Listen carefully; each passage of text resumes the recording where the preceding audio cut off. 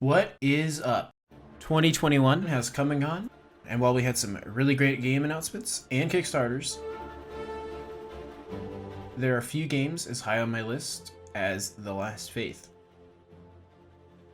2021 was a good year for the backers of the game. In early March, we got access to our first exclusive beta of the game, showing off early alpha pass of an area, including a few weapons and Metroidvania abilities, as well as our first mini-boss enemy, which you can see on my channel.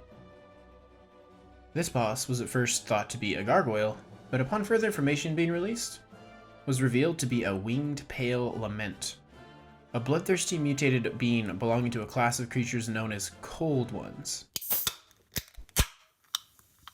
infected with a mysterious disease. I feel like I know a game or two with that idea. An in-game Bestiary was confirmed, which excites me as I loved filling out the journal in Hollow Knight and missed the presence of one in Blasphemous. In May, we got the tragic news that the release of the game is being delayed to an as-of-yet undisclosed date. The reasoning behind this was given as COVID-related delays, but we all know that there's never been a Kickstarter game that released near its given date. The fact is, indie games take longer to develop. As long as the devs keep communicating with the fanbase, this is never a problem. I am okay waiting longer for a more polished product. In this update, we also got some cool early stage to production art and images, as well as some more lore. Apparently the monster seen at the end of the demo that thought it was a comedian is actually the natural evolution of an infected cold one. We learned there is a church involved somehow, as this beast was once a deserter, refused the call of the clergy, and was so imprisoned by the inquisitors of the Juanis Church. Junis? I feel like every time it begins with a J, it sounds better if it's pronounced like a Hua, like a Spanish Juanis.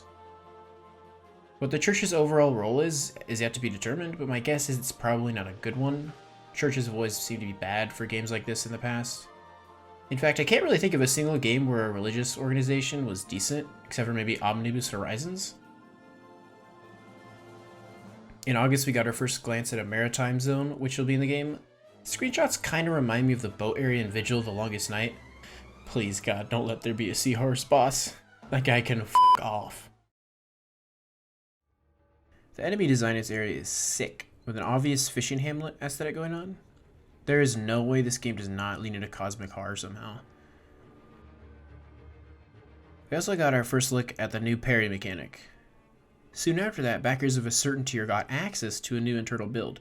This was a very short demo featuring a couple test rooms with some mixed enemies that was built solely for us to try out and give feedback on this new parry, as well as a few fixes from the first demo.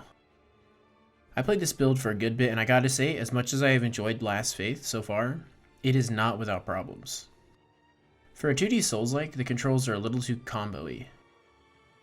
In Bloodborne, you have a simple dodge that acts as a dash when locked onto an enemy, but a roll if you are unlocked. It is no secret this game is heavily inspired by Bloodborne, so they also have two forms of dodges. However, because there isn't a lock-on and it's 2D, in order to get the more useful of the dodges, you have to combo two buttons. But wait, if you want a different dash, just press on a button while moving. But wait, if you want a backstep dodge, press a button while standing still. 3 dodges? Why? Why not just have one dodge? Why make it needlessly complex?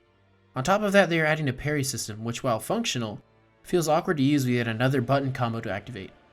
If you have a timing-based block in your game, make it a single button reactive skill, like Sekiro. Making it a combo press just complicates things. I can imagine a scenario where you have to do one type of dodge, immediately another, followed by a parry, and it's all just different button combos, instead of a single action. The enemies are well done, and overall the movement is tight, it just feels needlessly complex. This isn't a character action game. Also, instant death spike pits. I am so sick of these fucking spikes, man. They just need to go. No one liked them in Blasphemous, people liked Blasphemous in spite of the spike pits. Why keep a negative in your game when there have been so many better ways invented to punish players' mistakes without wasting their time? This game isn't built as a precision platformer, so why am I having my time wasted because I'm not playing it like one?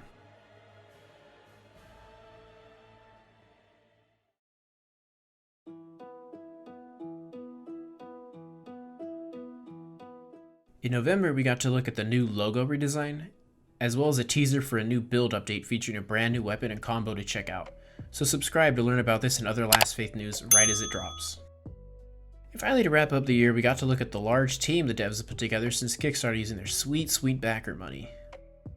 We also got some new concept art showing off new locations, a deck sweep katana weapon, as well as a look at the new dog enemy. The lore in this game is really starting to interest me, so watch out for an analysis video later this year. The Last Faith had an original release window of September 2021, but given it wasn't even fully backed until June of 2020, that was a crazy estimate for an indie Kickstarter game. I haven't seen anything that makes me think this game is far along enough in development to expect it in 2022, but I could be wrong. 2023 is a more likely estimated release at this point in time, but no one really knows. I hope Team Cooney tunes the controls a little better. Just make a single dodge action, and make the parry tied to a single button like in Sekiro or Souls. Spike pits just need to go. It's an exploration heavy game. Please don't waste a player's time with instant send back to checkpoint BS, while also encouraging exploration of huge zones with respawning enemies. And that wraps up everything we learned about The Last Faith in 2021. If you have any questions or concerns, comment below and let's talk about them. And as always, subscribe for more news on highly anticipated upcoming games.